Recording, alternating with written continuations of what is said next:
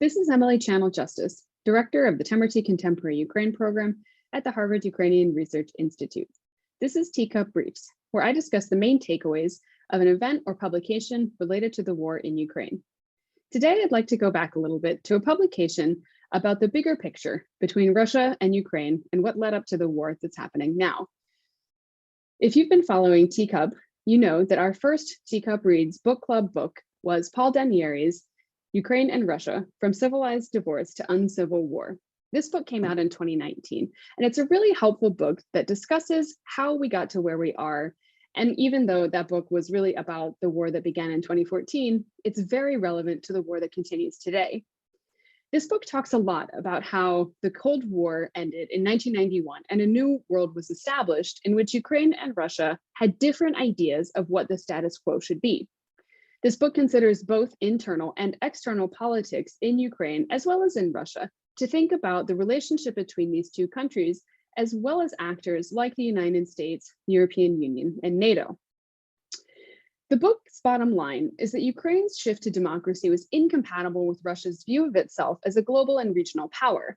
So in other words, Russia wanted to remain an important regional player, at the same time that Ukraine wanted to either have a multi-vector foreign policy where they balanced economic and political relations with Russia and the European Union, or as we saw in the 2010s and later, Ukraine really turned more fully to the European Union. At the same time that this was happening, Western countries really were orienting themselves toward integrating Russia into the global economy.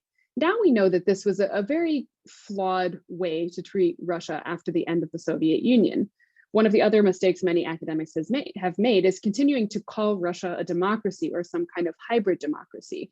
We now know that that was actually obfuscating the way that Russia was increasingly authoritarian since 2000 when Putin came into power.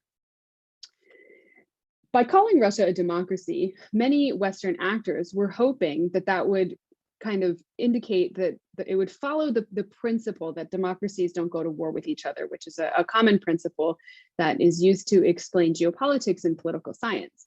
And if we assume that Russia is a democracy, that means they're less likely to do something like attack Ukraine.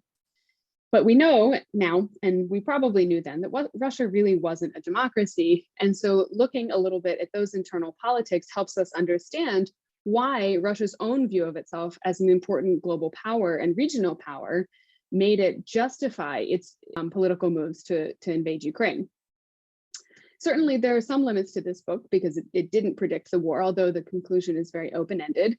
And in retrospect, I think it gives a little too much validity to Russia's security claims, such as NATO expansion, that are now being used to justify an absolutely unprovoked war. But the thing that's most interesting in this book is that it shows how these claims didn't originate in 2022, and they don't even originate in 2014. Russia's claims about its security and the way that NATO threatened its security actually go all the way back to 1991 and the end of the Cold War. So it seems like Russia hasn't really changed its idea of its position in the world and its relationship with Ukraine since then, while Ukraine has moved away from Russia and autocracy and more toward democracy, toward NATO, and toward Europe. This book also shows the chronology of Ukrainian internal politics going from the Kuchma years and then the Orange Revolution and Euromaidan, and it looks at how these events changed Ukraine's internal politics to move toward a democracy, and it also looks at Russia's and Western responses to all of these events. So none of these things really justify Russia's invasion of Ukraine, but they set us up to better understand how long this conflict has been brewing for and what Russia considered a red line in terms of Ukraine's own security interests.